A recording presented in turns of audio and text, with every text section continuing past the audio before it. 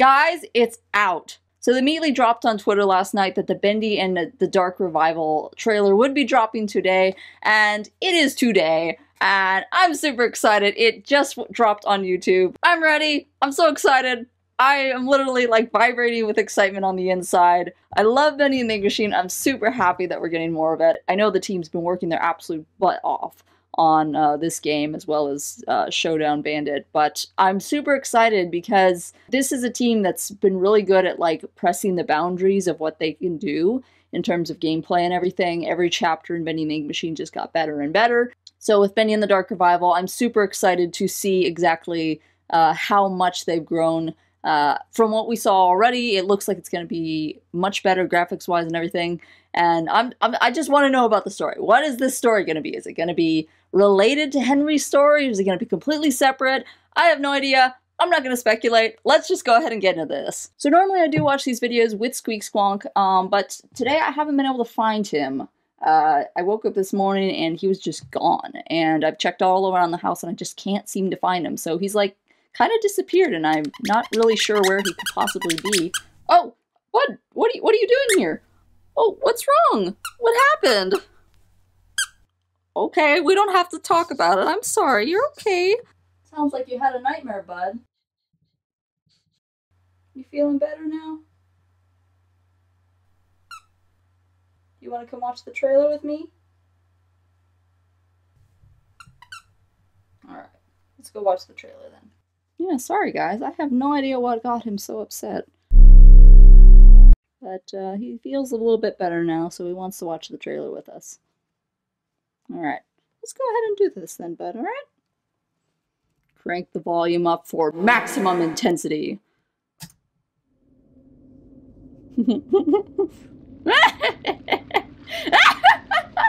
I'm sorry. I'm super excited. I love Bendy and the Ink Machine.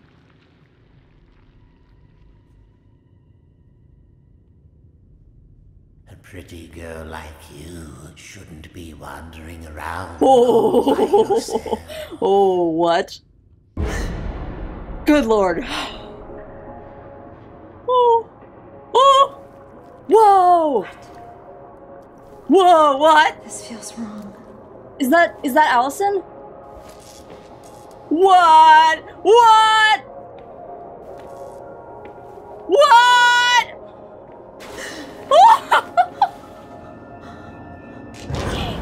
What was that? No.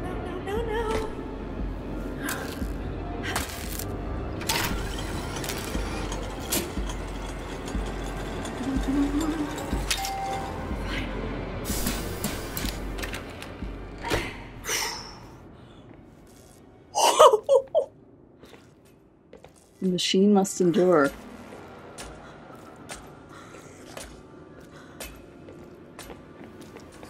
Oh my gosh, is this...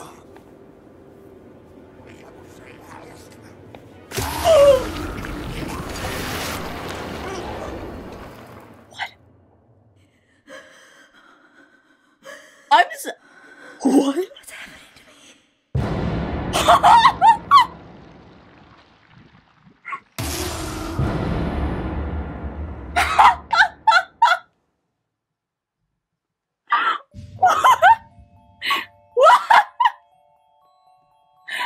Holy cripes! No, Ad! Go away! Go away! What on earth? That was awesome! Oh my gosh! Okay! Well! Okay!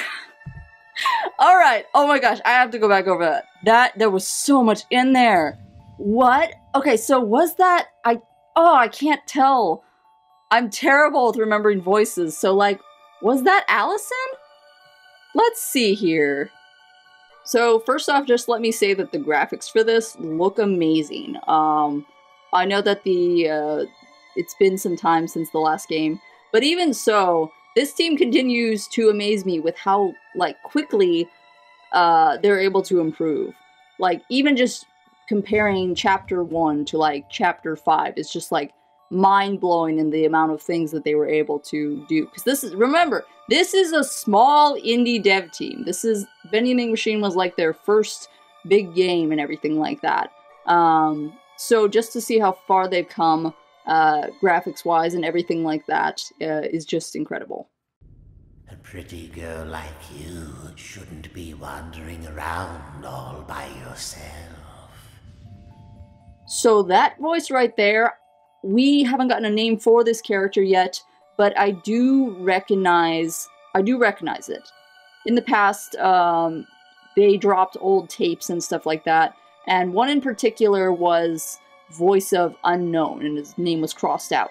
But at the very end of it, you could hear a voice that sounds, I'm pretty sure, identical to this one. So I don't know who this could be. I have a theory just from the voice. I have no clue if I'm right or not. But just from the voice alone, it sounds like if Gent was an actual person and not just a company, it sounds like maybe that's him. Or it could be someone who worked at Gent. And I'll explain why as we get further along here. But yeah, just look at that. That looks awesome. It's like more polished. So, whoever we're playing at, this girl, her voice sounds like Susie's. So maybe it's when Susie was first turned to ink, and she's got a cool weapon here. It's like a charging type weapon, which is super interesting. I want to know if this is an actual tool or not. But she goes and is turned into ink, as we all know, and becomes Allison. I'm sorry, Alice Angel. But I'm wondering if this is maybe her side of the story and what happened at the beginning.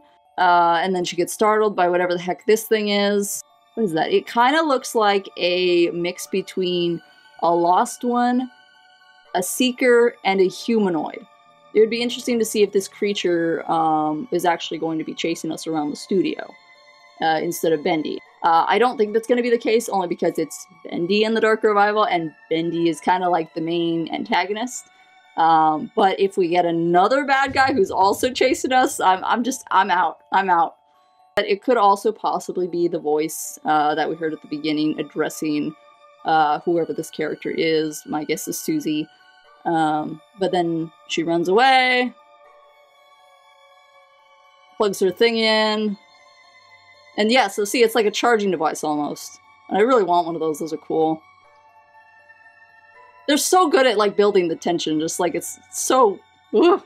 But then the machine must endure. So my guess is that someone in the studio wants the ink machine to stay alive. And it could be Joey, maybe it's Gent, maybe, you know, if the ink machine stops or turns off or something, then Joey's going to, like, completely obliterate their company and give them a bad name or something like that. But someone clearly doesn't want the machine to turn off. And then, I'm pretty sure this is Piper.